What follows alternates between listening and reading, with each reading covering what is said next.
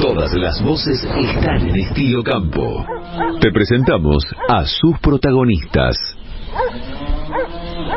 7:34 de la mañana. Bueno, estoy en comunicación con el médico veterinario, señor Julio Perkins. Como puntapié inicial, yo quería decir que hace mucho tiempo que les debía a los oyentes de este programa hablar con algún entendido en la materia, con alguien que sea la palabra autorizada para hablar del sector equino, del sector los caballos en la Argentina, dónde estamos parados, qué sé yo, si estamos bien, estamos mal. Así que Julio es un poco, además de ser un amigo, es la persona indicada porque yo sé que ha dedicado toda su vida a los caballos, así que es una palabra autorizada. Le vamos a dar la bienvenida. Julio, muchas gracias por atenderme en esta mañana. Buen día, Eduardo. Gracias a vos por llamarme y bueno, por la presentación. Me parece un poco exagerada, ¿viste? Nada. Eso viene más por la amistad que tenemos que por los logros. Vos decís que porque somos amigos. Sí, seguramente. ¿Cuántos años llevas ya en la profesión, Julio? Sí, mucho, porque llevo recibidos 37 años. Sí. Y bueno, anteriormente a recibirme ya trabajaba mi papá era el dueño de la Irenita, mi padre y mi familia, y así que bueno, desde que nací prácticamente que estoy con los caballos. Que andas con los caballos, sí.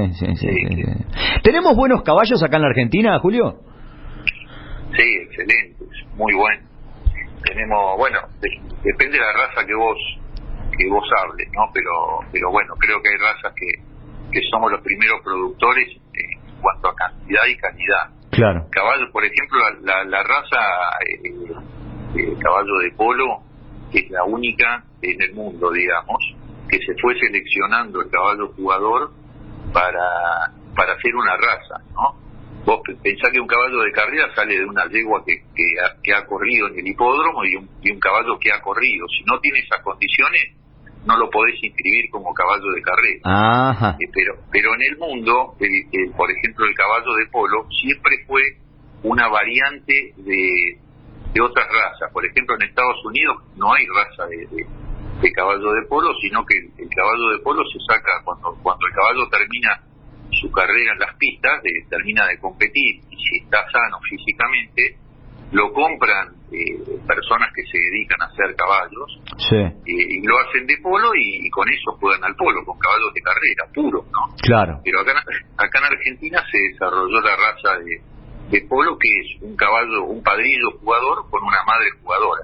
Claro. Es decir, el potrillo que vos tenés que inscribir desciende de caballos que han jugado al polo. ¿Cómo se hace la trazabilidad, digamos? ¿Cómo sabes eso? ¿Cómo se sabe o cómo se corrobora o se certifica que eso suceda? Sí, hay una asociación de criadores de caballos de polo. Ajá. Donde vos cuando hacés un embrión o servís una yegua con un padrillo, tenés que declarar que serviste un año antes, ¿no? 11 meses antes de que nazca el potrillo, tenés que declarar que serviste esa yegua con determinado padrillo. Cuando nace, mandás pelos a la rural, digamos, a la Sociedad Rural Argentina, que ahí es donde el laboratorio que está autorizado por la Asociación de Criadores de Caballo de Polo, te hacen el ADN y automáticamente lo inscriben como caballo de polo. Claro. O sea que no solamente mucha tecnología se utiliza, sino, digamos, mucho empeño, mucho esfuerzo, mucho dinero.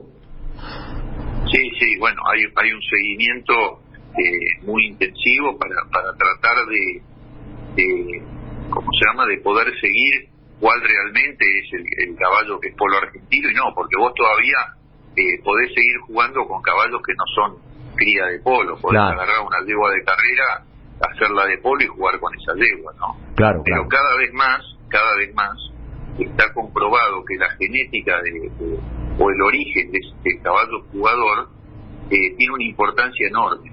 Por ejemplo, antes los padrillos eran casi todos caballos puros de carrera, y hoy son casi todos caballos jugadores. Entonces eso se ha demostrado que cuando vos usas un caballo que ha jugado al polo con una yegua que tiene condiciones de polo, porque también ha jugado y la pudiste medir, el caballo que te sale es mucho mejor, hereda las condiciones de los padres. Sí.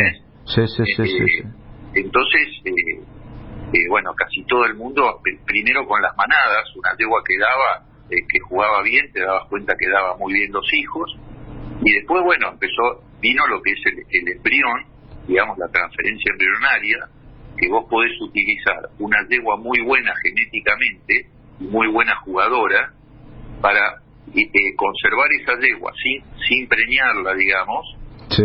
sin que geste una cría y que esté jugando y que a su vez esté produciendo hijos, ¿entendés? Claro. Entonces, la yegua viene de jugar en Palermo, por ejemplo, la final de Palermo en diciembre.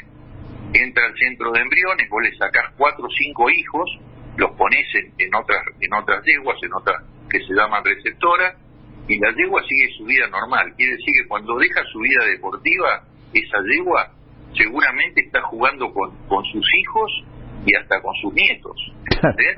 Sí. Es increíble. Mucho se habló, algo que a nosotros, viste, nos dejaba a las personas que somos ignorantes en la materia. ¿Hay clonaciones, Julio, en esto? Sí, cada vez más. Con la tecnología, como te contaba, con la genética, sí. Cuanto más te acerques al individuo de origen, digamos, uh-huh. Más perfectas son las condiciones para jugar. Sí. Por eso, cuando vos tenés un caballo de manada, puede o no ser muy bueno, pero ya un embrión de una yegua buena, generalmente te acercás mucho más a la perfección, y un clon ni hablar. O sea, si vos clonás una yegua excelente, vas a tener, aunque sea un potrillo que se va a asemejar a eso. Sí, se asemeja mucho. Aparte, la técnica fue mejorando mucho. Al principio era muy caro, porque para poder lograr un clon deportivamente apto, había que invertir mucho. Es decir, tenías que tener peso 4, nacían con problemas, no se encontraba la célula donde replicar el ADN. Esto es medio técnico, ¿no? Sí, claro. Pero bueno, era muy caro y no había muy buenos resultados, pero bueno, a partir te diría que hace unos 10 años ya que se comprobó que el resultado es excelente, ¿no? Sí. Cambiazo con su yegua llegó a jugar la final del abierto con todos clones. Sí, no, es increíble, eso es increíble. Y bueno, obviamente se pensaba que las condiciones ambientales, el domador, sí, eso influye, pero lo más importante es el peso genético, es el mismo animal. Si vos haces las cosas bien, el resultado es muy bueno. Julio, vos sabés que el otro día compartimos acá en el programa un problema bastante grave que tiene el sector equino, que es la anemia equina infecciosa. Y bueno, a raíz de eso, yo dije, bueno, tenemos que abordar este tema, tenemos que hablarlo acá en Estilo Campo. ¿Qué nos podés contar de este problema de la anemia en los caballos que tanto se habla en el mundo inclusive? Sí, bueno, no sé cómo querés que te lo cuente, si técnicamente o... No, en principio se afecta a la producción. Sí. Técnicamente es una enfermedad que afecta a todo el país y a todos los países de Latinoamérica, en Europa, está diseminada en el mundo. Sí. Tiene es una enfermedad producida por un virus. Ajá. que tiene una vez que afecta al caballo se transmite principalmente por un problema iatrogénico, es decir, iatrogenia quiere decir un problema producido por el hombre por usar agujas contaminadas, es decir, por ahí sacan sangre de un caballo enfermo y con la misma jeringa y aguja vacunan a otro. Claro. Y transmiten el virus. Puede ser por algún vector, como los tábanos en el norte, que es una zona de mucho tábano. Sí. Y también puede ser por transmisión vertical, que eso es cuando la yegua está gestando un potrillo y lo transmite a través de la placenta, transplacentaria. Claro. Desde la madre al hijo. Sí. Y en algunos casos se ha demostrado que puede ser también porque en el acto sexual, pero menos. Pero la gran mayoría se transmite por agujas contaminadas o algún bisturí para capar y después se transmite por los tábanos. Sí. ¿En la Argentina está latente, digamos? ¿Tenemos siempre problemas de anemia? Sí, tenemos problemas.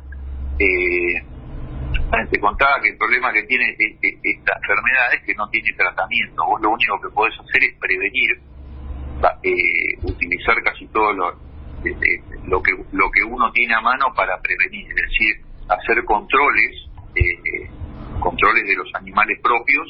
Claro. En el momento en que sale el animal del establecimiento y en el que entra, que viene de otro lugar, ¿no?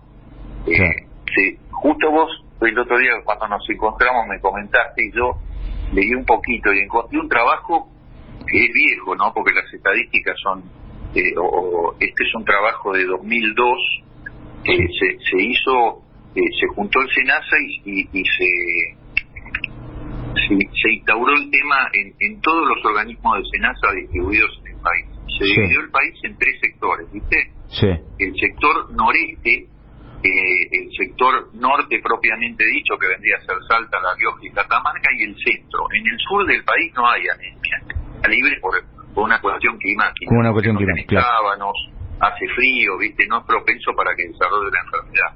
Sí. La zona más endémica o más complicada es el noreste, todo lo que es Formosa, Chaco, Santiago del Estero, el norte de Santa Fe, Entre Ríos. Esa es una zona que era, cuando se empezó a hacer el estudio, de una densidad enorme, ¿no? Claro. Llegaba a ver el 90% de los establecimientos donde se hacían controles eran positivos. Claro. ¿Viste? Para que te des una idea, mira, se hicieron casi sobre 5.000, los primeros en el año 2002 fueron sobre 5.000 y pico de establecimientos distribuidos en todo el país.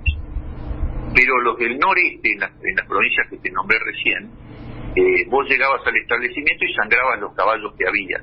Seleccionaban, por ejemplo, los campos grandes, los clubes hípicos, y sangraban los distintos animales. Si vos tenías uno positivo, ya se consideraba el establecimiento positivo. Claro. Y en el 2002, por ejemplo, en esa zona, en el noreste, el 90 y pico de los establecimientos tenían algún animal positivo. No, terrible. Ya bajando al sur, viste, a la región de Buenos Aires, el 25% de los establecimientos. Eso en el 2002. Ya en el 2010 descendió muchísimo, ya está. Hoy en día la incidencia es menor al 0,2%, ¿viste? Claro. Sí.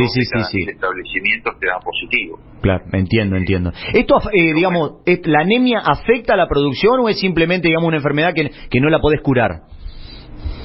Sí, no tiene cura porque no hay tratamiento, y la única forma de controlarla es sacrificando al animal positivo para que no siga transmitiendo la enfermedad. Claro.